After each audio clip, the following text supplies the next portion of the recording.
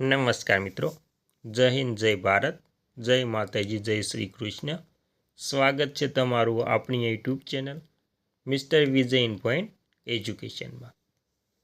તો વાલા દર્શક મિત્રો, આજે આપણે વાત કરવાના છીએ કે ગુજરાત પેન્શનરો માટે તમામ 60 વર્ષ ઉપરના નિવૃત્ત પેન્શનરો માટે કોર્ટનો મોટો ચુકાદો. તો મિત્રો, હવે ગુજરાત રાજ્ય સરકાર તેમના પેન્શનરો માટે ખૂબ જ અગત્યના સમાચાર સામે આવ્યા છે. તેમાં પેન્શન વધારાને લઈ પણ સૌથી મોટો નિર્ણય લેવામાં આવ્યો છે. અને મિત્રો, હવે 2026 શરૂ થઈ ગયું છે. તેમાં જે માર્ચ મહિનો હતો તે પણ પૂર્ણ થઈ ગયો છે અને એપ્રિલ મહિનો પણ શરૂ થઈ ગયો છે. તો મિત્રો, જેમાં 2026માં જાન્યુઆરીમાં જે મોંઘવારી વધવાનું હતું તે જે વધ્યું નથી, પરંતુ જો જાન્યુઆરીમાં મોંઘવારી વધશે તો માર્ચ અને એપ્રિલ મહિનાનું જે પેન્શન છે, માર્ચ મહિનાનું આવી ગયું છે, પણ એપ્રિલ મહિનાનું જે પેન્શન મે મહિનામાં આવવાનું છે તેમાં વધારો થઈને આવશે મિત્રો. તો મિત્રો, આવી રીતે પેન્શન વધશે. અને ત્યારબાદ મિત્રો, આપણે અગત્યની વાત કરી લઈએ તો ચુકાદો હાઈકોર્ટના વિશે મિત્રો.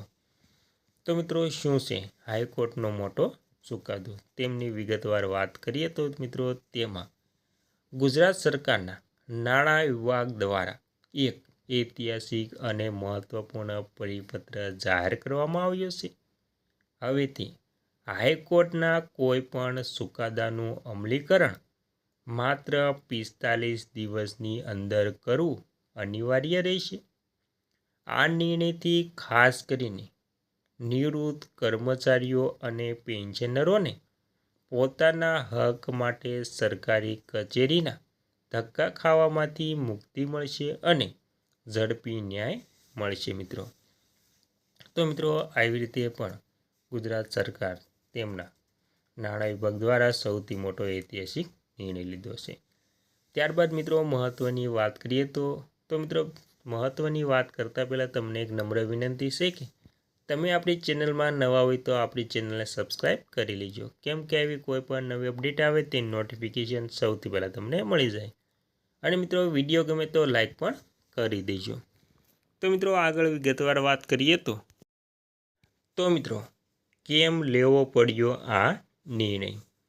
ઘણા કિસ્સાઓમાં હાઈકોર્ટ કચેરીની તરફેણમાં ચુકાદો આપે છે, પરંતુ સરકારી વિભાગો દ્વારા તેના અમલીકરણમાં મહિનાઓ કે વર્ષો નીકળી જાય છે.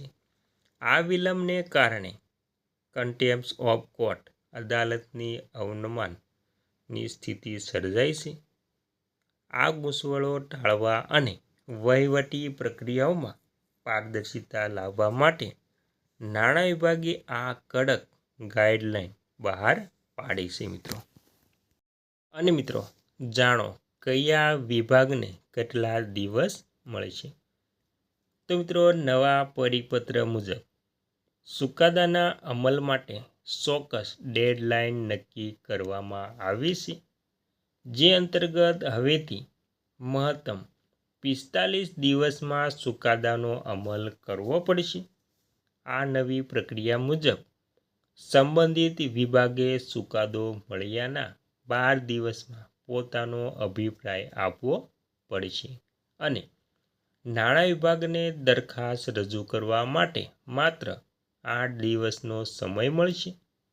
આ ઉપરાંત ખાતાના વડાએ દરખાસ્તની ચકાસણી માટે 10 દિવસ અને આખરી નિર્ણય માટે 15 દિવસમાં સમગ્ર પ્રક્રિયા પૂર્ણ કરવાની રહેશે મિત્રો.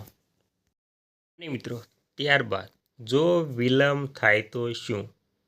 જો કોઈ અનિવાર્ય સંજોગોમાં નક્કી કરેલી સમયમર્યાદામાં ચુકાદાનો નિકાલ શક્ય ન બને તો સંબંધિત સરકારી વિભાગે કોર્ટમાં લઈને સમય વધારો મેળવવા માટે ફરજિયાત અરજી કરવાની રહેશે.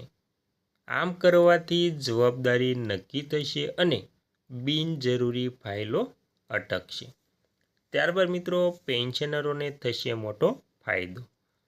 ઘણા પેન્શનરો પોતાના મેડિકલ બિલ, પેન્શનમાં વધારો કે અન્ય એરિયસ માટે વર્ષો સુધી કાનૂની લડાઈ લડતા હોય છે.